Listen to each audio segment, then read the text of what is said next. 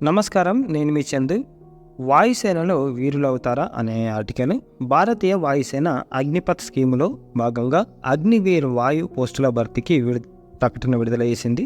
వీటికి ఇంటర్మీడియట్ విద్యార్హతతో దరఖాస్తు చేసుకోవచ్చు. మహిళలు అర్హులే. పరీక్ష, ఫిజికల్, మెడికల్ టెస్టులతో నియామకాలుంటాయి. ఎంపికైన వారు 4 ఏళ్లు విధుల్లో కొనసాగుతారు. అనంతరం వీరిలో 25% మందిని శాశ్వత ఉద్యోగంలోకి తీసుకుంటారు. మిగిలిన వారు ప్రైవేటు, కార్పొరేట్ సంస్థల్లో అవకాశాలు పొందవచ్చు. సర్టిఫికేట్, ఆర్థిక ప్రోత్సాహకాలు కూడా అందుకోవచ్చు. రక్షణ రంగంలో ఉద్యోగాలంటే యువతకు మక్కువ. అందులోనూ త్రివిధ దళాల్లో ఎయిర్ ఫోర్స్కు మొదటి ప్రాధాన్యత ఇస్తున్నారు.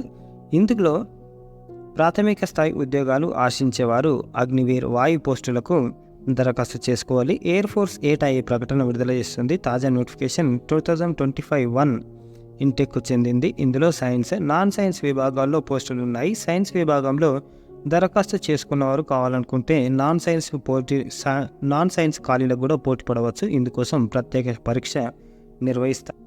అర్హతలు ఏమేమి ఉండాలంటే సైన్స్ విభాగానికి మ్యాథ్స్, ఫిజిక్స్, ఇంగ్లీష్ సబ్జెక్టులు ఇంటర్మీడియట్లో చదవాలి. 50% మార్క్స్ తోటి ఉత్తీర్ణత సాధించాలి. లేదా నిర్దేశిత బ్రాంచ్లో 3 ఏళ్ల డిప్లొమా కోర్సు 50% మార్క్స్తో పూర్తి చేయాలి. లేదా ఫిజిక్స్, మ్యాథ్స్ సబ్జెక్టులతో 2 ఏళ్ల వొకేషనల్ కోర్సులో 50% మార్క్స్ పొందాలి. ఏ విద్యార్హతతో దరఖాస్తు చేసుకున్నప్పటికీ 10th, ఇంటర్, డిప్లొమా లేకపోతే వొకేషనల్ ఎందులోనైనా ఇంగ్లీష్లో 50% మార్క్స్ మాత్రం తప్పనిసరి. ఇక నాన్ సైన్స్ విషయానికి వస్తే ఏదైనా గ్రూప్తో ఇంటర్లో 50% మార్క్స్ పొందిన వారు అర్హులు. లేదా 2 ఏళ్ల వొకేషనల్ కోర్సులో 50% మార్క్స్ పాస్ అయిన వాళ్ళు. ఏ అర్హతతో దరఖాస్తు చేసుకున్నప్పటికీ 10th, ఇంటర్, వొకేషనల్ ఇంగ్లీష్లో 50% మార్క్స్ తప్పనిసరి. ఎత్తు అన్ని విభాగాలకు పురుషులు 152.5 సెంటీమీటర్స్, మహిళలు 152 సెంటీమీటర్స్ ఉండాలి. ఎత్తుకు తగ్గ బరువు అవసరం. ఊపిరి పీల్చినప్పుడు, వదిలినప్పుడు 5 సెంటీమీటర్స్ వ్యత్యాసం తప్పనిసరి. మరి ఎలా సెలెక్ట్ చేస్తారంటే 3 దశల్లో నిర్వహించే వివిధ పరీక్షలతో నియామకాలు చేపడతారు. ఫేజ్ 1 ఈ పరీక్షను ఆన్లైన్లో నిర్వహిస్తారు. ప్రశ్నలన్నీ ఆబ్జెక్టివ్ తరహాలో వస్తాయి. ప్రశ్నపత్రం ఇంగ్లీషు, హిందీ మాధ్యమాల్లో ఉంటాయి. సైన్స్ సబ్జెక్టులకు పరీక్ష వ్యవధి 1 గంట. ఇంగ్లీష్, మ్యాథ్స్, ఫిజిక్స్ల నుంచి ప్రశ్నలు అడుగుతారు.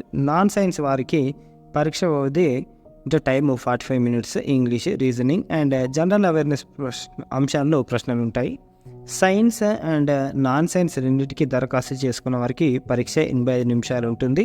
English, maths, physics, reasoning, general awareness నుంచి ప్రశ్నలు వస్తాయి.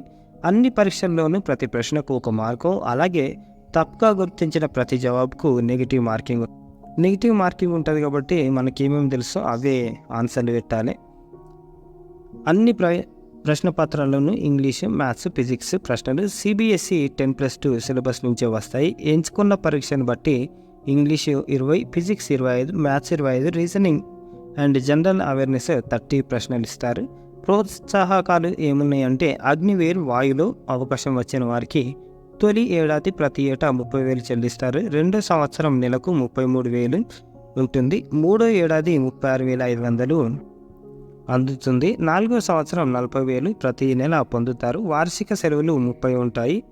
ఆరోగ్య సమస్యను బట్టి సిక్ లీవ్ కేటాయిస్తారు. 4 ఏళ్ల సర్వీస్లో ఉన్నప్పుడు risk and hardship, ration, dress, travel అలవెన్స్లు అందిస్తారు. 4 ఏళ్ల పాటు 48 లక్షలకు లైఫ్ ఇన్సూరెన్స్ కవర్ వర్తిస్తుంది.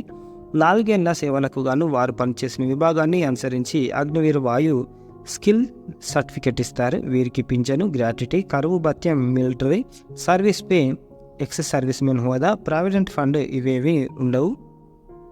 ఇకపోతే సేవానిధి ప్రతి నెల అందుకునే మొత్తంలో 30% కార్పస్ ఫండ్కి జమ చేస్తారు. అంటే మొదటి ఏడాది ప్రతి నెల పొందే 30,000 నుంచి 9,000 మినహాయిస్తారు. అగ్నివీర్ వాయు చేతికి 21,000 శాలరీ అందుతుంది. 2వ ఏడాది 23,100 వేతనం పొందుతారు. 9,900 నిధులు జమ అవుతుంది. 3వ ఏడాది 25,550 చేతికి వస్తుంది. 10,950 నిధికి వెళ్తుంది. ఇలా 4వ ఏడాదికి వీరునికి 28,000 నిధికి 12,000 వెళ్తాయి.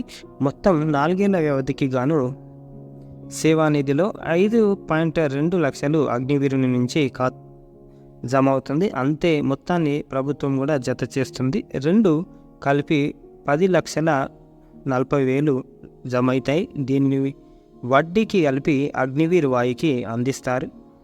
ఇక విజయానికి వచ్చేసరికి అగ్నిపత్ వాయు CDAC.in వెబ్సైట్లో సిలబస్ వివరాలు ఉన్నాయి, వాటిని గమనించాలి.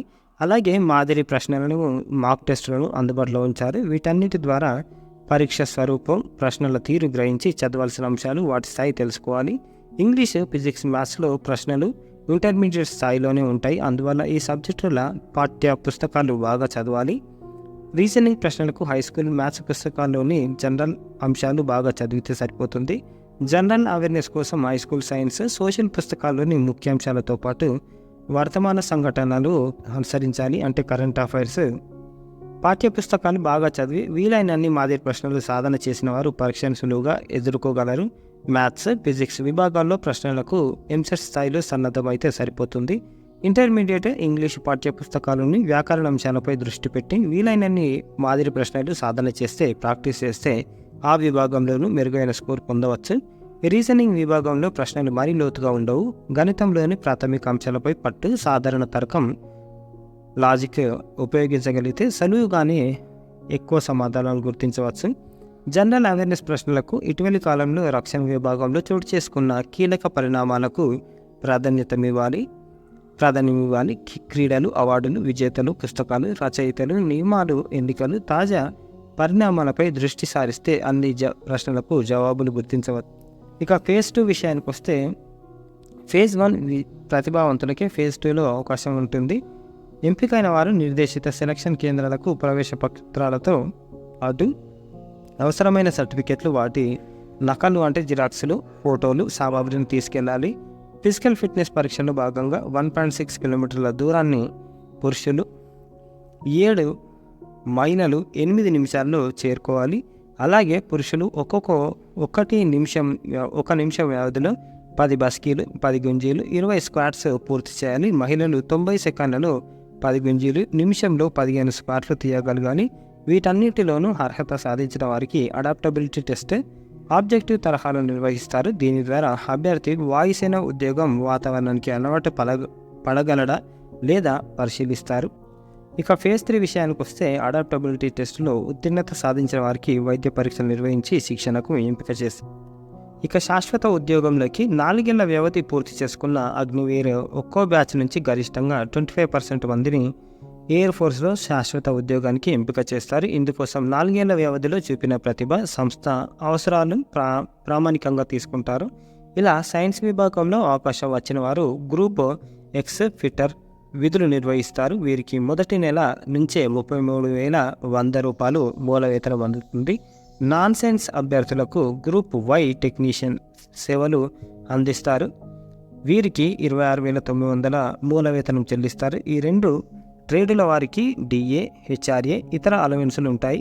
ఎక్స్ ట్రేడ్లోని వారు మొదటి నెల నుంచే 50,000కు పైగా, వై ట్రేడుల్లో చేరిన వారు సుమారు 45,000 వేతనం అందుకోవచ్చు. వీటిల్లో కొనసాగిన వారు భవిష్యత్తులో ప్రమోషన్లు ద్వారా మాస్టర్ వారెంట్ స్థాయికి చేరుకోవచ్చు. అలాగే సర్వీసుల్లో కొనసాగుతూ కొన్ని పరీక్షల్లో అర్హతలు సాధించిన వారు కమిషన్ ఆఫీసర్లు కూడా కావచ్చు. ఉద్యోగం చేస్తూనే నిర్ణీత వ్యవధిలో ఉన్నత విద్య కొనసాగించడానికి అనుమతిస్తారు. పదవి విరమణ వయసు వరకు ఉద్యోగంలో కొనసాగవచ్చు. అనంతరం పింఛను, ఇతర సౌకర్యాలు కూడా దక్కుతాయి. ఇక 4 ఏళ్ల తర్వాత బయటకు వచ్చిన అనంతరం శాశ్వత ఉద్యోగంలో అవకాశాలు రాని వారికి సెల్ఫ్ ఎంప్లాయ్మెంట్, ఆంట్రప్రీనియర్షిప్ నిమిత్తం బ్యాంకుల నుంచి రుణాలు మంజూరయ్యేలా ఏర్పాట్లు చేస్తారు. కార్పొరేట్ సంస్థల్లోనూ అవకాశాలు ఉంటాయి. పలు సంస్థలు నియామకాల్లో వీరికి ప్రాధాన్యతమిస్తాయి. 4 ఏళ్ల సర్వీస్ మధ్యలో కావాలంటే వైదొలగవచ్చు. అలాంటి సందర్భంలో వేతనం నుంచి జమ అయిన మొత్తాన్ని అగ్నివీర్ వాయువుకు అందిస్తారు. ప్రభుత్వ ఆర్థిక ప్రోత్సాహం దక్కదు.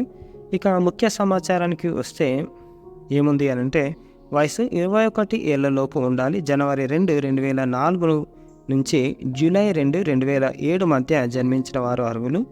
ఆన్లైన్ దరఖాస్తుకు ఫిబ్రవరి 6 వరకు లాస్ట్ డేటు. పరీక్ష ఫీజు 550, దీనికి జిఎస్టీ అదనం. ఆన్లైన్ పరీక్షలు మార్చి 17 నుంచి ప్రారంభమవుతాయి. వెబ్సైట్ అగ్నిపత్ వాయు CDAC.in. ఇదన్నమాట. వాయుసేనలో వీరులు అవుతారా అని అంటే ఈ ఆర్మీలో వర్క్ చేయడమే పెద్ద సంతోషము, అదృష్టం ఉండాలి అని అంటారు. కాబట్టి చూడండి, ఇంట్రెస్ట్ ఉంటే అప్లై చేసుకొని జాబులు కొట్టుకోరు. ఇది ఈ రోజుకి సంబంధించిన ఆర్టికల్. లైక్ చేయండి, షేర్ చేయండి, సబ్స్క్రైబ్ చేయండి. థ్యాంక్ యూ, ధన్యవాదాలు.